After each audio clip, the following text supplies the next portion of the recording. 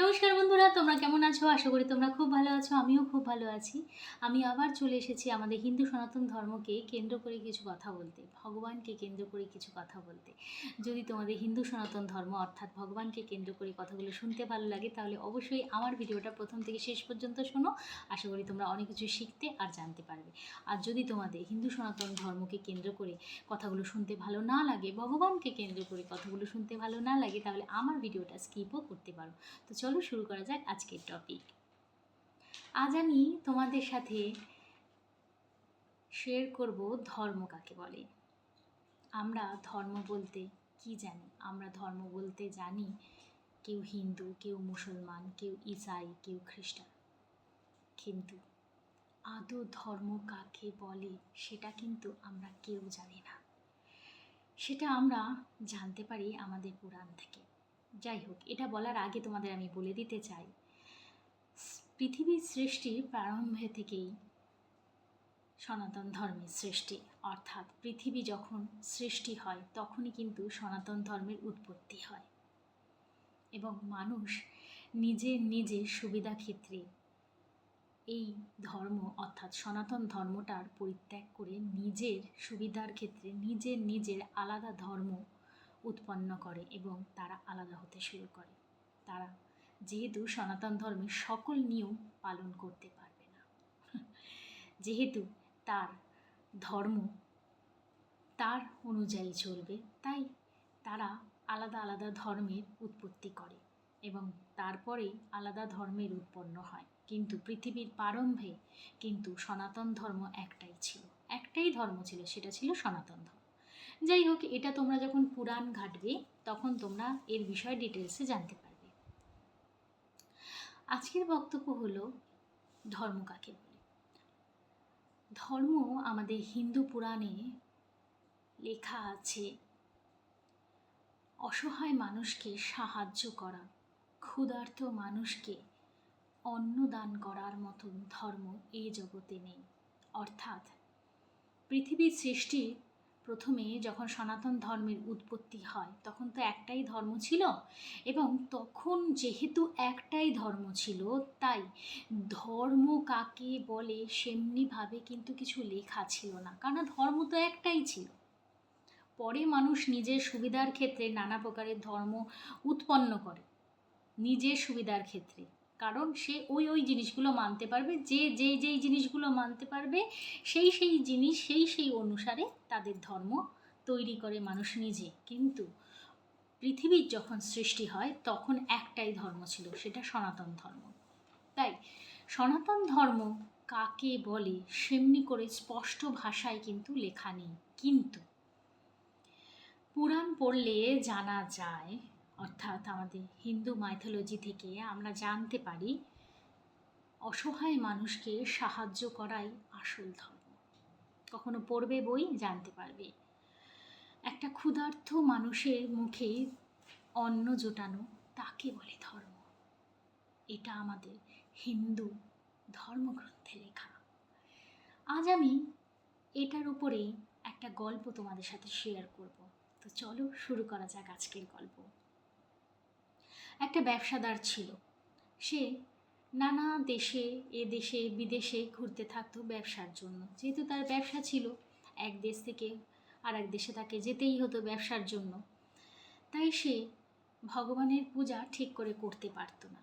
দেখো, আমরা সাংসারিক মানুষ, আমরা যখন ফ্রি টাইম হই, অর্থাৎ আমরা যখন ফ্রি টাইম পাই, একটু ভুল হয়ে গেল, আমরা যখন ফ্রি টাইম পাই তখনই কিন্তু ভগবানের কাছে যাই। তাছাড়া যারা বাড়িতে থাকে, যেমন আমি হাউসওয়াইফ, আমার কাছে অনেক সময় থাকে ভগবানের আরাধনা করার মতন, ভগবানকে পুজো করার মতন, তাকে শ্রদ্ধা করার মতন, তাকে ভালোবাসার মতন।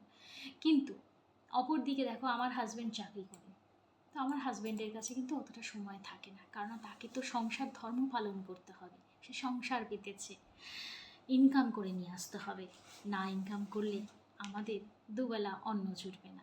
ব্যাপারটা প্রচুর। ঠিক তেমনভাবে ব্যবসাদারটারও তাই, সে ব্যবসার জন্য বাইরে ছুটতে থাকে, তাই ভগবানের সাথে তার সবসময় দেখা করা সম্ভব হয়ে উঠত না।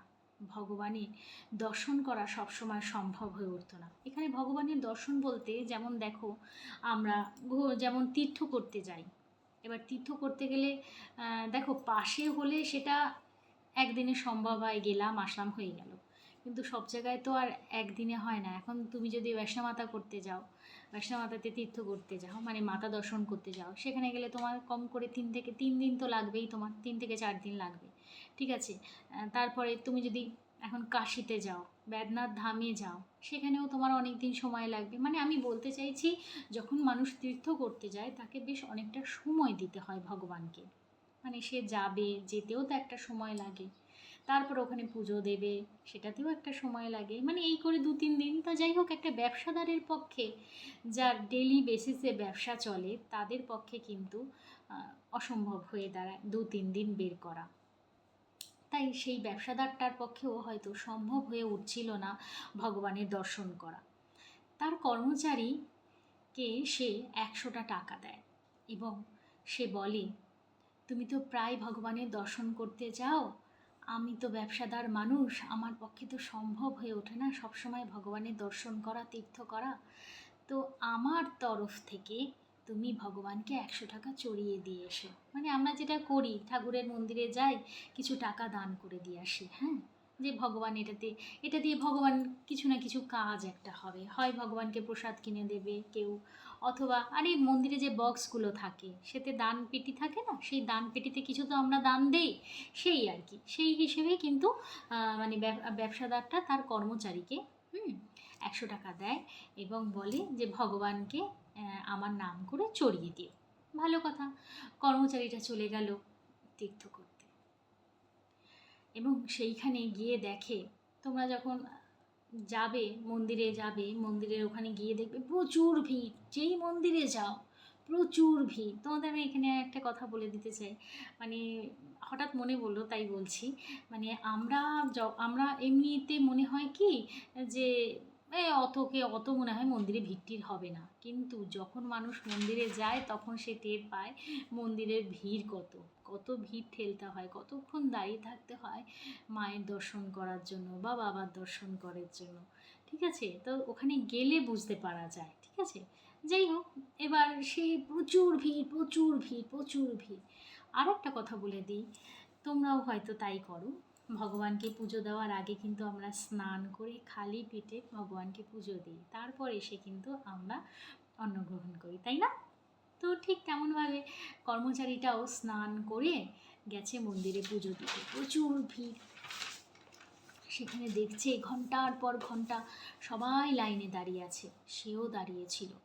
কিন্তু কিছু কিছু ব্যক্তি দেখছে যারা কি না একটু বৃদ্ধ হয়ে গেছে, কারো কারো তো বৃদ্ধ হয়নি, ইয়াংই আছে, কিন্তু তৃষ্ণার্ত ক্ষুধার্ত, তাদের চোখ মুখটা দেখলেই বোঝা যাচ্ছে। এবং তখন কর্মচারীটা কি বুদ্ধি করলো দেখো, কর্মচারীটা মালিকের দেওয়া 100 টাকাটা খুঁজেও করলো।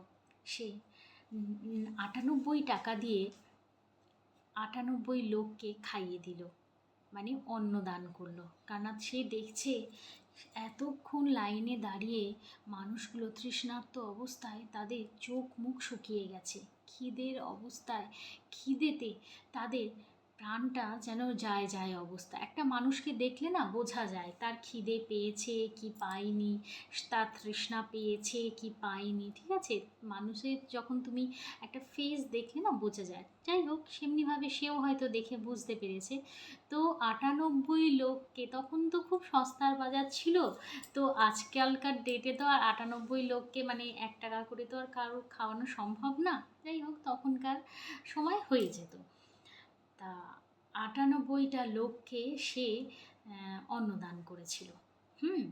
এইবার আমি তোমাদের আর একটা জিনিস মনে পড়ে যাচ্ছে, যখন তোমরা বাবা বরফানি অর্থাৎ অমরনাথ, হ্যাঁ, অমরনাথকে বাবা বরফানিও বলা হয়, কেন বরফের শিবলিঙ্গ থাকে। তো যখন তোমরা অমরনাথে যাবে না, তখন তোমরা দেখবে যত দর্শনার্থী ভগবানকে দর্শন করার জন্য যাচ্ছে, পুজো করার জন্য যাচ্ছে, রাস্তায় তাদের তাদের খেতে দেয়।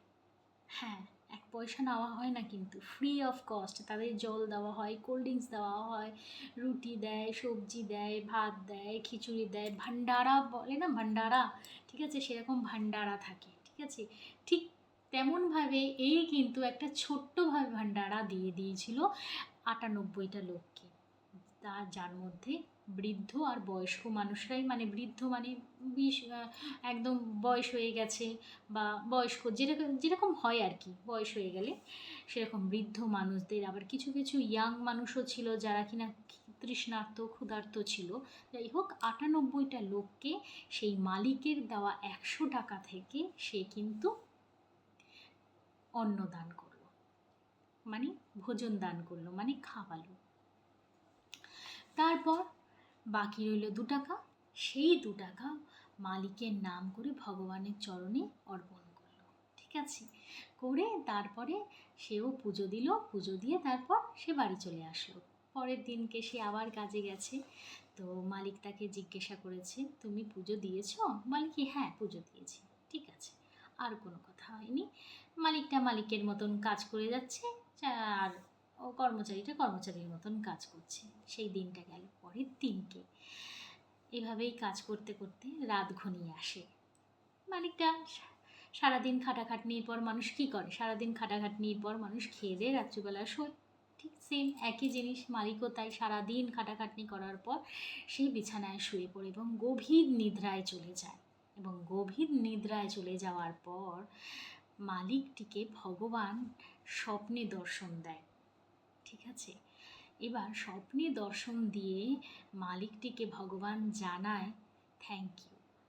তো মালিকটা অবাক হয়ে যায়, ভগবান তাকে থ্যাংক ইউ বলছে, মানে এটা বাংলায় বলেছে, আমি জাস্ট থ্যাংক ইউ এমনি বললাম, হ্যাঁ। তো এবার তো তখন বলছে, তুমি আমার জন্য যে ৯৮ টাকা পাঠিয়েছিলে সেটা আমি পেয়ে গেছি, ভগবান মালিকটাকে বলছে। তা এইবার মালিকটা বলছে, প্রভু আমি যে তোমার দর্শন করতে পেরেছি এটা আমার অনেক বড় সৌভাগ্য। তারপরে প্রভু তাকে আশীর্বাদ দিয়ে চলে যায়, অন্তর্ধান হয়ে যায়। পরের দিনকে সকালবেলাতে মালিকটার ঘুম ভাঙে এবং সে বিছানায় বসে বসেই চিন্তা করে, সে তো ১০০ টাকা দিয়েছিল তার কর্মচারীকে, তবে ৯৮ টাকা ঠাকুরকে চড়ানোর পর সে ২ টাকা কী করলো।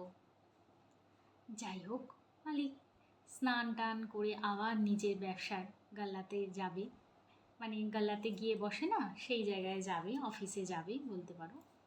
তো সেখানে গেছে, সেখানে গিয়ে মানে দোকানদারদের ব্যবসাদারদের যে বড় দোকান হয় সেখানটাতে বসে।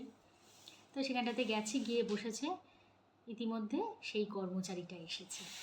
এবার মালিক তাকে ডেকেছে, ডেকে তাকে জিজ্ঞাসা করছে, তুমি সেদিনকে ৯৮ টাকা ভগবানকে চড়ালে, বাকি তুমি ২ টাকা কী করলে, তুমি ২ টাকাটা কী করেছো?